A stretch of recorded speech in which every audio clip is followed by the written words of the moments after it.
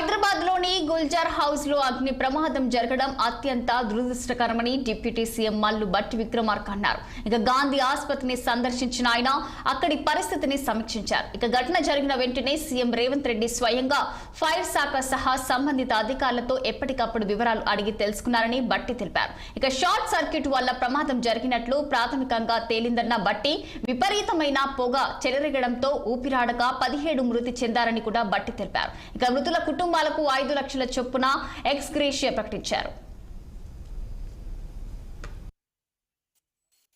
జరిగినటువంటి విషయం తెలిసిన మరుక్షణం నుంచే అందరి మంత్రులతో మాట్లాడుతూ సంబంధిత అధికారులతో మాట్లాడుతూ ఆసుపత్రులతో మాట్లాడుతూ కావాల్సినటువంటి నివారణ చర్యల కోసం తీసుకోవాల్సినటువంటి చర్యల కోసం కాన్స్టాంట్గా మానిటర్ చేస్తూ ఉన్నారు.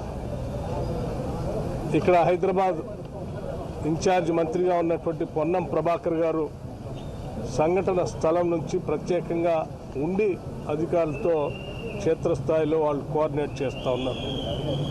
వైద్య ఆరోగ్య శాఖ మార్చులు శ్రీ దామోదర్ రాజనరసింహ గారు ఉదయం నుంచి ఇక్కడే హాస్పిటల్లో ఉండి క్షతగాత్రులకు జరిగినటువంటి సంఘటనపైన విచారం వ్యక్తపరుస్తూనే వాళ్ళకు కావాల్సినటువంటి అన్నీ కూడా దగ్గరుండి పర్యవేక్షణ చేస్తూ ఏర్పాటు చూస్తూ ఉన్నారు.